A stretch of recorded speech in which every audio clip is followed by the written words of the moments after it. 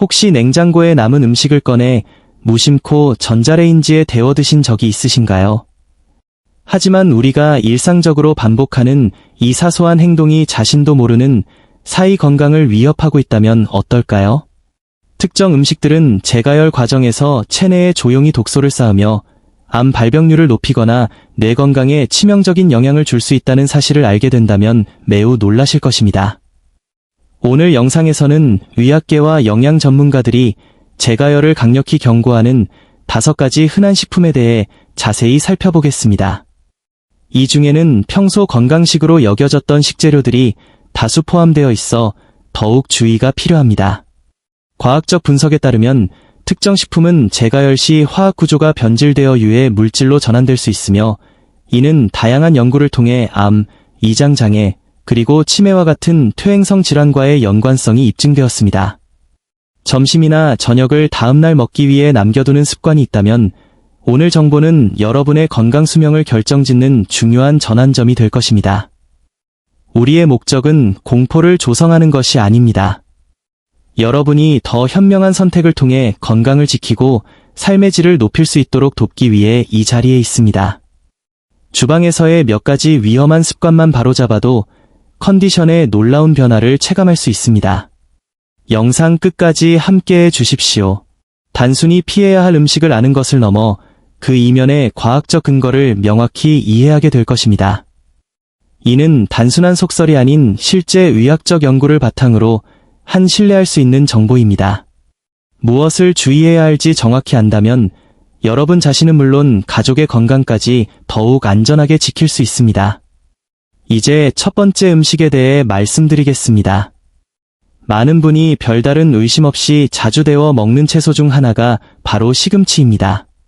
시금치는 영양소가 풍부하고 활용도가 높아 국이나 찌개, 각종 요리에 자주 등장하죠. 하지만 시금치를 전자레인지나 강한 불에 다시 데울 경우 우리가 인지하지 못한 위험이 시작될 수 있습니다. 시금치에는 본래 질산염이 다량 함유되어 있습니다. 질산염은 혈압 조절과 혈액순환을 돕는 유익한 성분으로 알려져 있죠. 그러나 조리된 시금치를 냉장 보관한 뒤 다시 고온에서 가열하면 이 질산염이 분해되어 아질산염으로 변하며 최종적으로는 발암 가능성이 높은 니트로사민으로 전환될 수 있습니다.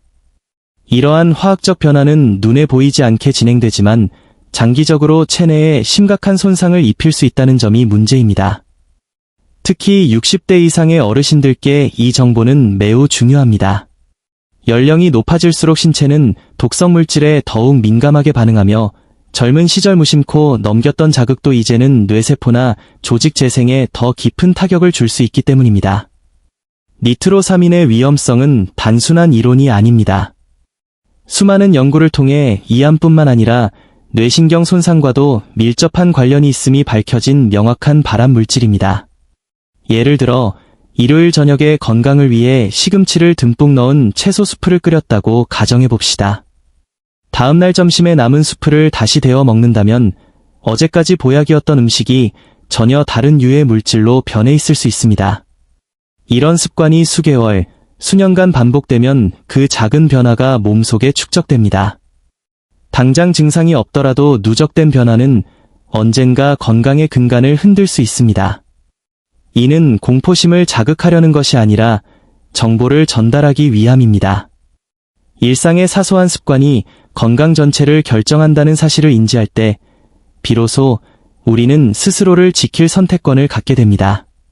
따라서 시금치는 조리 직후 즉시 섭취하거나 남은 경우 차갑게 드시는 것이 가장 안전합니다. 특히 2번 이상 가열하는 것은 반드시 피해 주십시오. 그 작은 실천이 오늘의 당신과 내일의 당신을 더 건강하게 지켜줄 것입니다. 두 번째로 주의해야 할 음식은 감자입니다. 으깬 감자, 구운 감자, 조림 등 감자는 매우 친숙한 식재료이며 남은 것을 전자레인지로 데워 먹는 일도 흔합니다. 감자는 포만감과 영양을 주는 훌륭한 음식이지만 재가열 과정에서 일어나는 조용한 변화에 주목해야 합니다. 감자를 처음 익히면 전분이 부드러워져 소화하기 좋은 상태가 됩니다. 그러나 이를 식혀서 냉장 보관하면 전분이 저항성 전분이라는 형태로 변하며 단단해집니다. 이 전분 자체는 장 건강과 혈당 조절에 유익한 면이 있습니다. 문제는 이 상태에서 다시 가열할 때, 특히 전자레인지처럼 열이 불균등하게 전달되는 환경에서 발생합니다. 감자 내부는 산소가 부족하고 전분이 풍부하여 클로스트리디움 보툴리늄과 같은 위험한 세균이 번식하기에 매우 최적화된 조건이 되기 때문입니다. 특히 감자를 알루미늄 포일에 싸서 천천히 식힌 뒤 냉장 보관했다면 위험성은 더욱 커집니다. 외관상 냄새나 변화가 없어도 내부에서는 세균이 증식하고 있을 가능성이 있습니다. 이렇게 변질된 감자를 다시 데워 먹으면 위장 장애는 물론 신경계에 치명적인 독소에 노출될 위험이 있습니다. 소화기관이 예민해지고 면역 반응이 느려지는 고령층일수록 장내 균형이 무너졌을 때 뇌까지 영향을 받을 수 있습니다.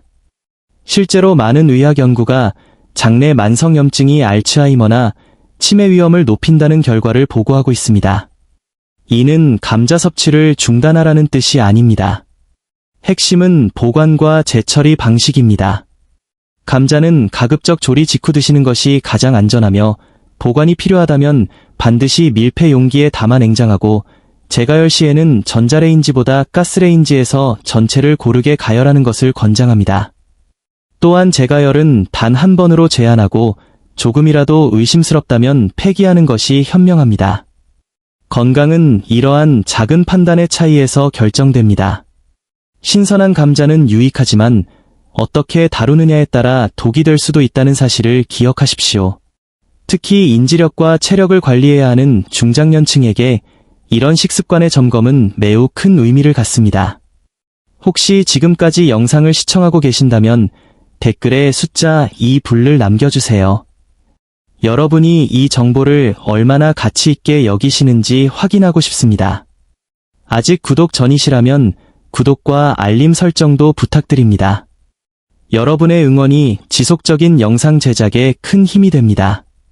세 번째로 살펴볼 음식은 단백질의 보고인 계란입니다. 계란은 조리가 간편하고 영양이 풍부해 대표적인 건강식으로 꼽힙니다. 하지만 전날 남은 계란 요리를 전자레인지에 데워 드신다면 그 습관을 재고해봐야 합니다. 계란을 고온에서 다시 가열하는 행위는 유익한 단백질 식품을 신체에 해로운 방향으로 변질시킬 수 있기 때문입니다. 최초 조리 시 계란 단백질은 소화하기 쉬운 구조로 변성됩니다. 그러나 이미 익은 계란을 다시 고열에 노출시키면 단백질 구조가 재차 변형되는데 이때 소화 효율이 급격히 떨어질 뿐만 아니라 체내 염증을 유발하는 성질로 변할 가능성이 커집니다. 노화가 진행될수록 지방 대사 능력이 저하되고 혈관 탄력이 줄어들며 뇌는 만성 염증에 취약해집니다. 결과적으로 계란을 반복해서 재가열해 먹는 사소한 습관이 장기적으로는 건강에 상당한 부담을 줄 수 있습니다. 물론 계란 자체를 멀리할 필요는 없습니다.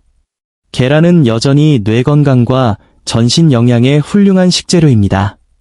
핵심은 조리 후 가급적 빨리 섭취하고 보관 후 재가열은 피하는 것입니다. 미리 삶아둔 계란이 있다면 데우지 말고 차갑게 샐러드 등에 곁들여 드시는 것이 좋은 대안입니다. 또한 냉장 보관이 너무 길어졌거나 상태가 미심쩍다면 과감히 폐기하는 결단이 필요합니다. 우리가 주방에서 매일 내리는 작은 선택들이 쌓여 수개월, 수년 후의 몸 상태를 결정합니다. 계란처럼 위험이 즉각적으로 보이지 않는 식품일수록 더욱 주의 깊은 접근이 필요합니다. 당장 부작용이 없다고 안주하지 마십시오. 건강을 지키는 힘은 이러한 세심한 관리에서 시작됩니다. 네 번째 음식은 대표적인 저지방 고단백 식품인 닭고기입니다.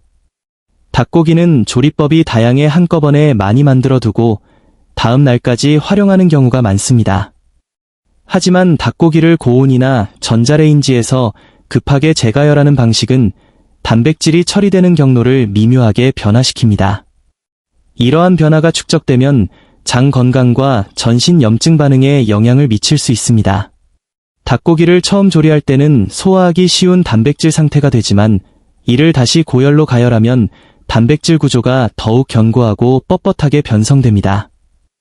이는 체내 분해를 어렵게 만들어 소화 불량이나 복부 팽만감을 유발하고 신체를 무겁게 만듭니다. 특히 소화 기능이 약해진 중장년층에게는 젊을 때와는 다른 신체적 부담으로 다가올 수 있습니다. 더 심각한 문제는 저강도 염증입니다. 의학 연구에 따르면 재가열된 닭고기 단백질이 분해될 때 염증 촉진 화합물이 생성될 수 있다고 합니다. 이러한 미세염증은 심혈관 건강, 관절 통증, 인지 기능 저하 등 전신 건강에 악영향을 미칠 수 있으며 알츠하이머와 같은 신경계 질환과의 연관성도 꾸준히 제기되고 있습니다. 즉, 닭고기 자체가 나쁜 것이 아니라 재조리 방식이 몸에 주는 부담을 결정하는 것입니다. 재가열된 닭고기가 퍽퍽하고 질겨지는 것은 단백질 구조 변형의 신호입니다. 우리 몸은 이 변형된 구조를 처리하기 위해 면역계와 신경계의 과도한 에너지를 소모하게 됩니다. 특히 평소 관절염이나 고혈압, 만성 피로를 느끼신다면 이 점을 유의해야 합니다.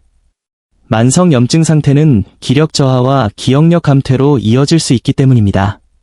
단백질 섭취를 위해 무조건 데워 먹기보다 남은 닭고기는 찬 상태로 샐러드 등에 활용하는 것이 훨씬 현명합니다. 수십 년간 고생해온 여러분의 신체를 위해 이제는 조금 더 세심한 식단 관리가 필요한 때입니다. 도움이 되다섯 번째로 주의해야 할 식품은 버섯입니다. 버섯은 풍부한 항산화 성분과 식이섬유로 인해 면역력을 높여주는 최고의 식재료로 사랑받습니다. 하지만 버섯이 채소 중에서도 재가열에 특히 민감하다는 사실을 아는 분은 많지 않습니다. 이 민감함은 단순히 풍미의 저하를 넘어 체내 화학적 균형을 무너뜨릴 수 있습니다. 버섯은 단백질과 복잡한 효소 구조로 이루어져 있어 조리 직후부터 빠르게 분해가 시작됩니다. 이를 다시 가열하거나 반복해서 데우면 단백질 구조가 완전히 파괴되어 소화기관이 처리할 수 없는 형태로 변질됩니다. 이는 복부 팽만감과 더부룩함을 유발하며 대사 속도가 느려진 중장년층에게는 더 큰 불편함을 초래합니다. 또한 버섯을 부적절하게 보관하거나 불균일하게 가열할 경우 내부의 지질과 단백질이 산화되어 산화 스트레스를 유발하는 유해 물질이 생성될 수 있습니다. 산화 스트레스는 세포 손상과 만성 염증의 주범이며 최근 연구들은 이것이 기억력 감퇴와 뇌기능 약화의 원인이 될 수 있음을 지적하고 있습니다.